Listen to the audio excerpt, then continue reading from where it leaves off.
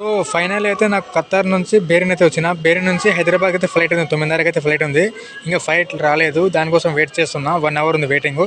లోపల అయితే బండ్లు అయితే సామాన్ అయితే ఎక్కిస్తారు వాళ్ళు ఫ్లైట్లో అయితే. చూడండి చాలా దగ్గర నుంచి తీసే ఇస్తున్నాను, మీకోసం అయితే ఇస్తున్నాను నేను. ఫ్లైట్లో అయితే సామాన్ అయితే ఎక్కిస్తారు వీళ్ళు. సో ఫైనల్ అయితే బోర్డింగ్ పాస్ అయితే స్టార్ట్ అయింది బేరిన్ నుంచి హైదరాబాద్కి. సో నేనైతే ఫ్లైట్లోకి అయితే పోతున్నా, మళ్ళీ ఫ్లైట్లోకి అయితే పోతున్నా. బేరిన్ నుంచి మళ్ళీ ఫ్లైట్లోకి అయితే పోతున్నా. దానికైతే ఫ్లైట్లోకి అయితే వచ్చిన నేను. బేరిన్లో ఫ్లైట్లో అయితే వచ్చిన. నెంబర్ వచ్చేసి 20C అని ఉంది. 700 దేవులాడాలి ఫ్లైట్లో. పిల్ల అయితే ఉంది, పిల్లకైతే అడుగుతా ఎంత ఉందో సీట్ నెంబర్ అడుగుతా. Madam seat number madam. మాకైతే చికెన్ బిర్యానీ అయితే ఇచ్చారు ఫ్లైట్లో. చాలా అంటే చాలా బాగున్నది. టేస్ట్ మాత్రం కిరాక్ అయితే ఉన్నది. అది తింటుండే మాత్రం మస్తు మజా అయితే అనిపిస్తుంది నాకైతే. మస్తు అనిపిస్తుంది, సేమ్ మన ఇండియా ఫుడ్ లాగానే అనిపిస్తుంది నాకైతే. కిరాక్ అనిపిస్తే కిరాక్ ఉన్న టేస్ట్ మాత్రం. సో ఫైనల్ అయితే అన్నం అయితే వచ్చింది. అన్నం అయితే తిన్న అయిపోయింది. టైం వచ్చేసి 2:40 అయితే టైం అవుతుంది. సో ఫైనల్ అయితే నేను హైదరాబాద్ అయితే ల్యాండింగ్ అయితే అయిపోయినా. సో ఫైనల్ అయితే నేను ఇక్కడ మన హైదరాబాద్ ఎయిర్పోర్ట్లో అయితే సామాన్కి అయితే తీసుకొని అయితే పోతున్నా. ఇదేమో బయట అనమాట, బయట ఇది మా ఫ్లైట్. ఇందులో అయితే వచ్చినాను, ఈ ఫ్లైట్లో అయితే వచ్చినా.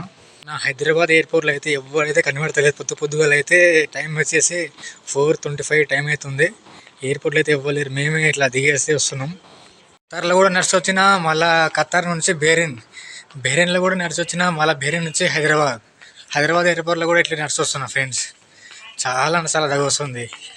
ఎయిర్పోర్ట్లో దిగినాక చాలా రిస్క్ అవుతుంది. ఇక్కడ చెకింగ్ అయిపోయిన తర్వాత బ్యాగ్ లగేజ్ అయితే తీసుకోవాలి ఇక్కడ. ఫైనల్లీ అయితే నేనైతే సామాన్ కాడికి అయితే పోతున్నా. సామాన్ గేట్ నెంబర్ 10 అంట. గేట్ నెంబర్ 10 కాడికి వచ్చి సామాన్ అయితే దేవులాడుతున్నా. సామాన్ అయితే ఇంకా వస్తలేదు.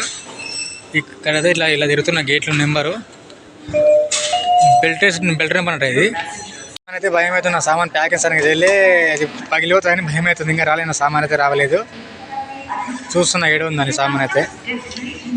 ఫైనల్లీ అయితే ఇక్కడ మా సామాన్ అయితే వచ్చింది. ఇక్కడ ఈ సామాన్ ఇదే మా సామాను. ఫైనల్ అయితే మన శంషాబాద్ ఎయిర్పోర్ట్లో కూడా చాలా బాగుంది లొకేషన్. సరే చూడండి ఎలా ఉందో. శంషాబాద్ ఎయిర్పోర్ట్లో కూడా మళ్ళీ ఇక్కడ సామాన్ అయితే చాలా బాగున్నాయి. ఇక్కడ మనం తీసుకోవాలంటే రేట్లు కూడా ఎక్కువ ఉన్నట్టున్నాయి. ఏందో చూడాలి, మనం తక్కువ ఉంటే తీసుకోవాలి.